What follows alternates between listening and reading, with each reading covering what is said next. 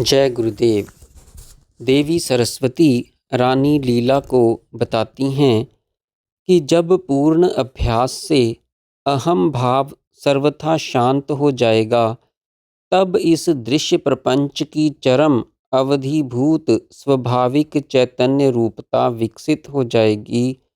जब शरीर की सूक्ष्मता का ज्ञान सदा के लिए स्थायी हो जाता है, तब संकल्प दोष से रहित पावन लोकों का साक्षात्कार और उनमें भ्रमण किया जा सकता है।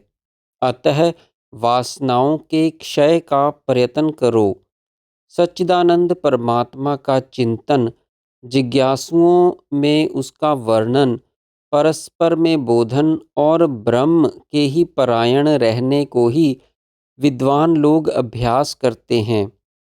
यह दृश्य जगत सृष्टि के आदि में ही उत्पन्न नहीं हुआ, इसलिए सर्वथा सर्वदा अस्तित्वहीन है। जो कुछ प्रतीत हो रहा है वह सब मैं ही हूँ। मुझ सच्चिदानंद पर ब्रह्म परमात्मा से यह भिन्न नहीं है। ऐसा अनुभव को सतत प्रयास करना को ही ब्रह्म अभ्यास कहा जाता है। दूसरों का संकट से उद्धार करना ही सत्पुरुषों का कार्य होता है। किसी भी पदार्थ का वास्तव में कोई एक रूप नहीं है। मनुष्य ही जैसी भावना करता है, अभ्यासवश पदार्थों का वैसा ही रूप उसे दिखाई देता है। स्व विषयक असत संस्कारों के विनाश के लिए दृढ़तापूर्वक अभ्यास अवश्य करना चाहिए।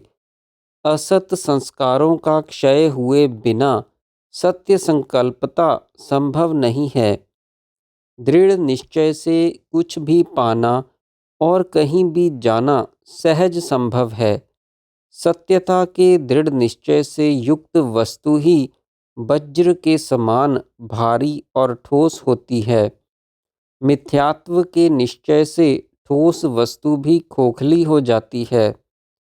इस ब्रह्मांड के बाहर चारों ओर इससे 10 गुना जल का आवरण है। उसके बाद जल से 10 गुना अग्निमय वावरण है, जिसके बाद अग्नि से भी 10 गुना वायु का आवरण है। उससे बाहर वायु से भी 10 गुना आकाश का आवरण है। तदनंतर विशुद्ध चिन्मय आकाश है, जिसमें आदि मध्य अंत की कल्पनाएं ही उदित नहीं होती। वह अद्वितीय सर्वव्यापी शांत आदि अर्थात कारण रहित भ्रम शून्य स्वयं अपनी ही महिमा में प्रकाशित एवं प्रतिष्ठित है। यदि ऊपर से भारी शिला नीचे गिरे, नीचे से पक्षीराज गरुड़ वायु वेग से ऊपर को उड़े और इन दोनों के मध्य का वायु समान वेग से दोनों की ओर बहे, तो वह भी इन दोनों को नहीं छू सकती। जिसकी दृष्टि अज्ञान से दूषित भ्रांत है, उसी को इस असीम चेतन आकाश महान परमात्मा में संपूर्ण आवरणों से युक्त ये अनेकानेक ब्रह्मांड प्रतीत होते हैं। चेतन आकाश रूप परमात्मा के ही अभूत अर्थात कभी हुए ही नहीं असत्य अथवा अनादि रूप मायाकाश अर्थात सूक्ष्म भूतों या तन्मात्राओं के कार्य रूप चित्त आकाश में जो चित्ती का स्फुरण है, वही नाम रूप आदि से नाना भावों दृश्यों को प्राप्त होने वाला जगत है। वे असंख्य और इतने प्रकार के हैं कि उनका वर्णन करना संभव ही नहीं है। विद्या, बुद्धि, बल, शौर्य, अस्त्र शस्त्र, अश्व, रथ और धनुष ये युद्ध के 8 साधन हैं। जो सदाचारी, न्यायी, सत्यनिष्ठा पुरुषों के लिए ही तलवार की धार सहते हैं, युद्ध के लिए सामने आए योद्धा का योग्य अवस्था में ही वध करते हैं, वे ही शूरवीर कहे जाते हैं और वीर गति को प्राप्त कर स्वर्ग जाते हैं। शेष सभी डिंभाहव में मारे गए कहलाते हैं। वे सद्गति नहीं पाते।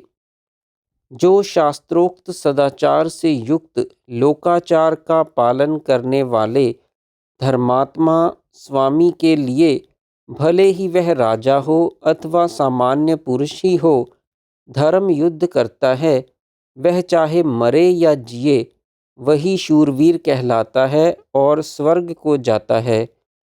जो गौ, मित्र, ब्राह्मण, शरणागत की रक्षा में मारा जाता है, वह स्वर्ग सिधारता है।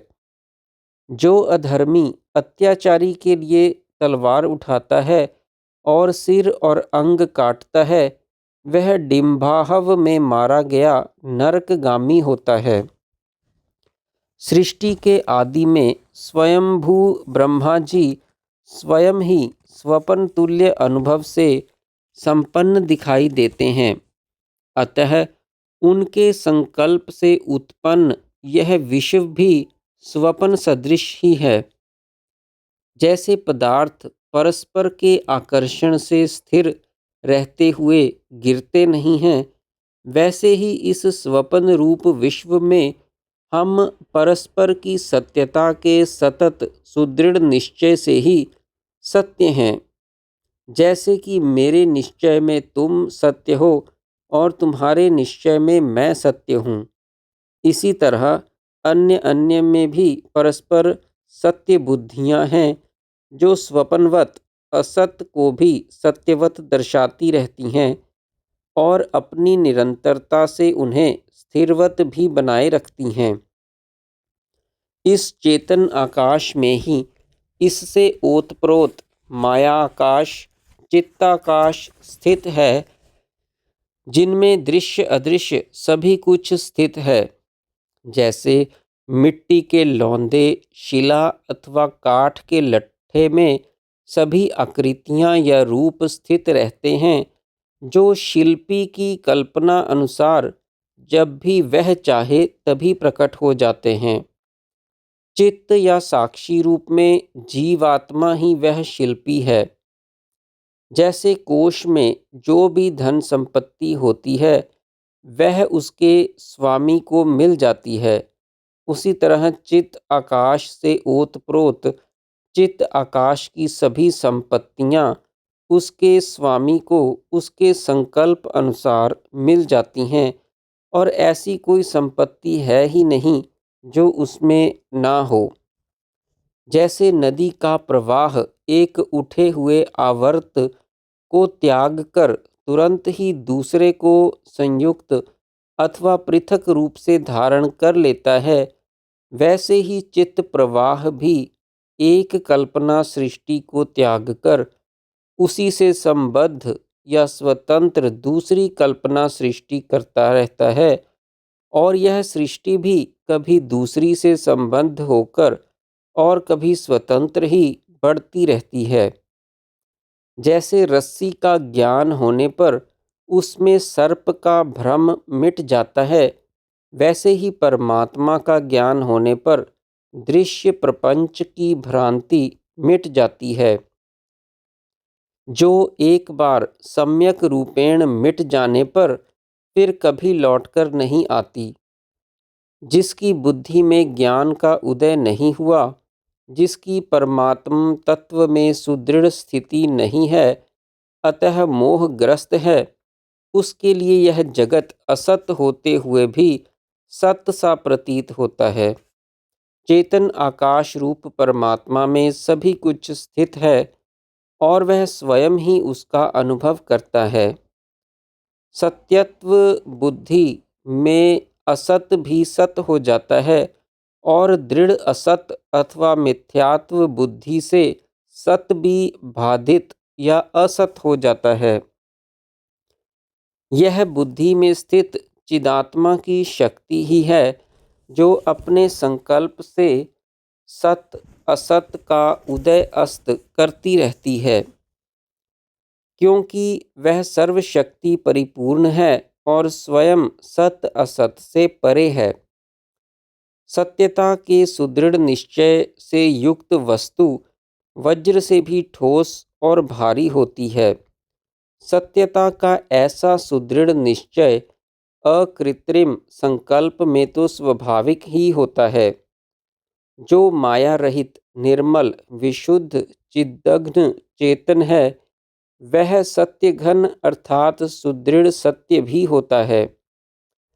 जब तक दृढ़ सतत अभ्यास से मैं अमुक हूँ ऐसे व्यष्टि भाव का सर्वथा विनाश नहीं होता और लेश मात्र भी मैं अमुक अमुक हूँ ऐसा भाव बना रहता है, तब तक उसका सत्य संकल्पत्व प्रकट नहीं होता।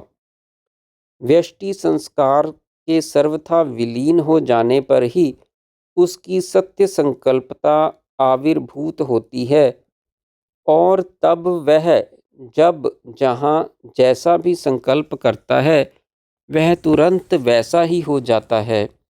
वासना माया रहित निर्मल विशुद्ध चेतन स्वाभाविक ही सत्य संकल्प होता है। जय गुरुदेव।